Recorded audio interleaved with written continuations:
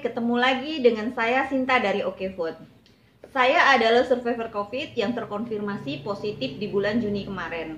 Di video ini saya akan coba berbagi obat-obatan dan suplemen apa saja yang saya konsumsi selama proses pengobatan dan pemulihan.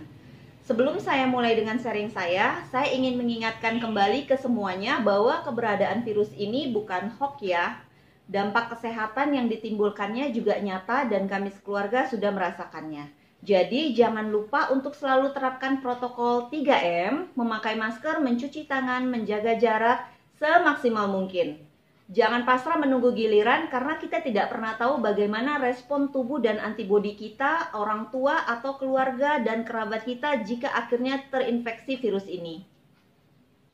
Oke, di video ini nanti saya akan berbagi informasi tentang suplemen-suplemen yang kami konsumsi selama proses penyembuhan dan pemulihan COVID. Selain itu juga saya akan share berbagai obat herbal dan obat medis, baik itu obat yang kami beli sendiri maupun yang kami dapatkan dari dokter selama perawatan di Wisma Atlet.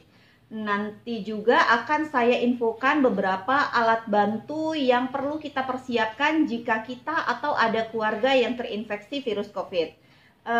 Sebelumnya disclaimer dulu ya. Di sini saya hanya berbagi pengalaman pribadi saya dan keluarga.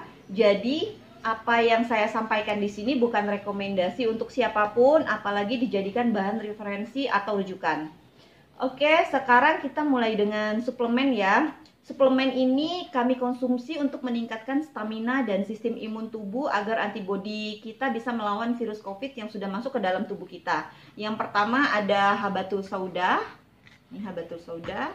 Yang kedua itu ada madu. Nih, tapi sekarang sudah habis, tapi masih ada satu lagi, madu. Yang ketiga itu VCO. Ini juga sudah habis, tapi masih ada lagi yang lain.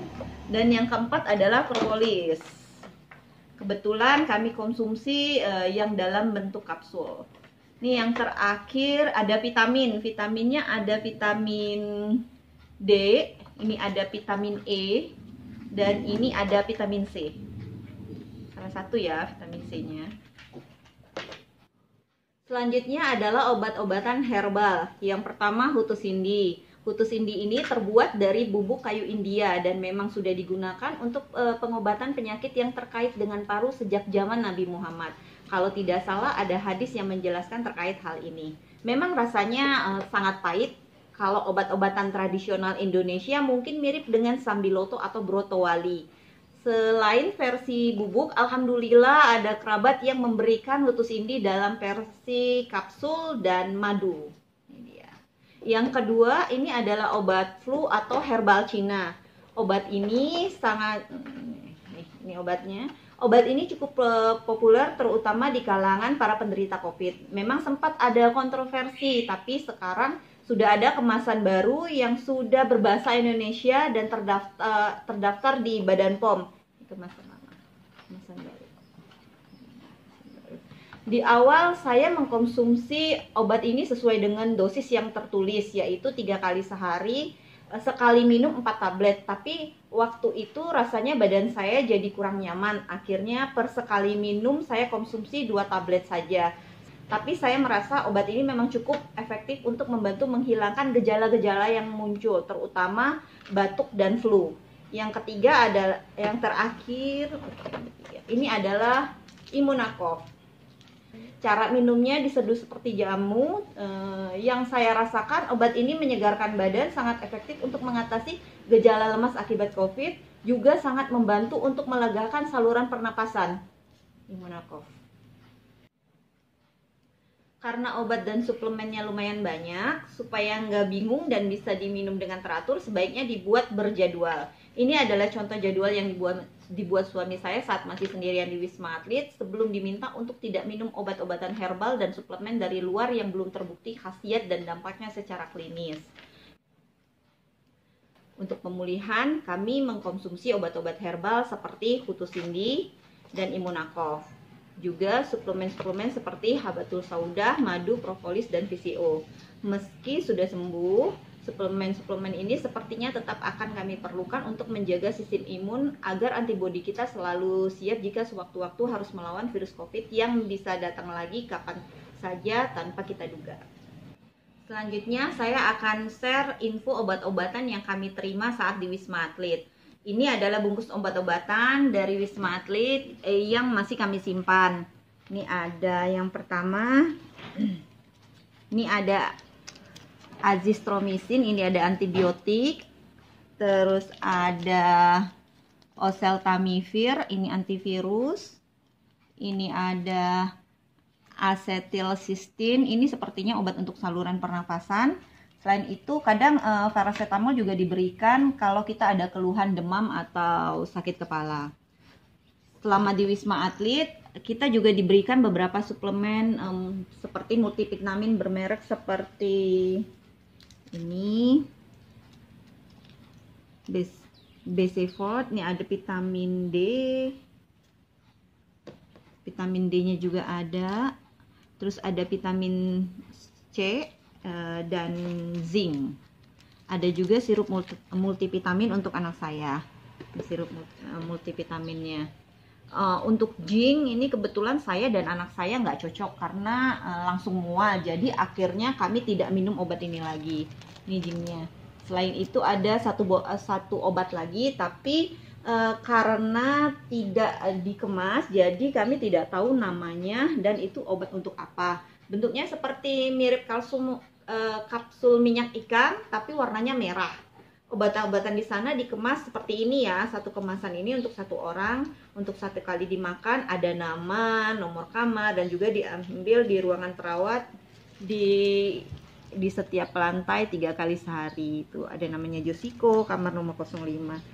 Sinta, semangat, tuh ada tulisannya semangat. Nama Sinta, sesudah makan, semangat. Nah, jadi ini yang diambil di ruang perawat.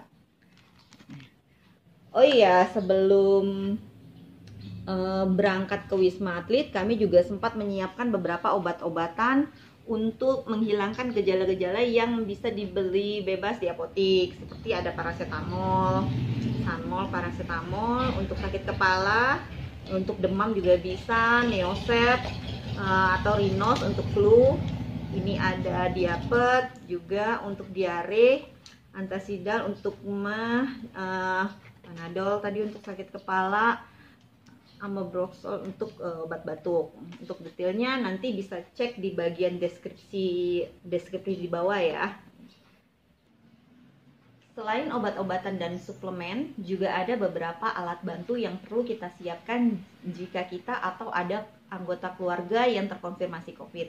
Yang pertama, termometer. Ini termometer. Yang kedua, oximeter.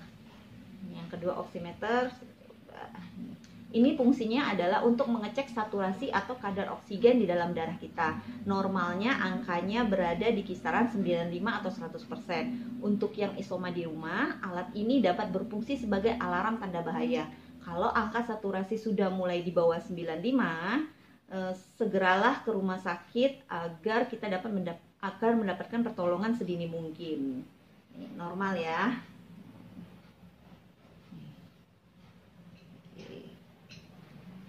Yang ketiga, tabung oksigen portable. Buat saya ini sangat penting buat jaga-jaga karena kebetulan saya punya riwayat asma, tapi alhamdulillah banget kemarin tidak sampai terpakai. Yang keempat adalah alat untuk cuci hidung. Bisa berupa botol khusus seperti ini atau suntikan tanpa jarum seperti ini. Berfungsi untuk membersihkan virus-virus yang bersarang di rongga hidung kita. Info detail mengenai cuci hidung ini silakan lihat di video-video saya lainnya. Oke, demikianlah sharing saya kali ini. Sekali lagi saya ingatkan, virus COVID-19 itu bukan hoax ya. Ini nyata dan bertebaran di sekitar kita. So please jangan lengah dan pasrah menunggu giliran untuk terpapar, karena kita tidak pernah tahu seberapa berat akibatnya pada tubuh kita jika akhirnya terinfeksi virus ini. Mungkin bisa jadi kita kuat, tapi belum tentu orang tua kita, kakak adik kita, suami atau istri kita, anak-anak kita, sahabat kita bisa sekuat kita. Jadi jaga diri kita untuk bisa melindungi mereka. Laksanakan selalu protokol 3M, memakai masker, mencuci tangan, dan menjaga jarak sedisiplin mungkin. Hindari kerumunan, jangan keluyuran, dan jangan pecicilan. Praktekkan juga 3 ikhtiar pencegahan COVID yang sudah saya share di video lain. Cuci hidung, terapi uap minyak kayu putih, kumur gargling. Untuk link dan referensi yang terkait apa yang saya sharing di sini, nanti bisa dicek juga di bagian deskripsi. Jangan lupa tonton juga video-video sharing saya lainnya yang terkait dengan pandemi ini. Semoga bermanfaat dan semoga badai corona ini segera berlalu.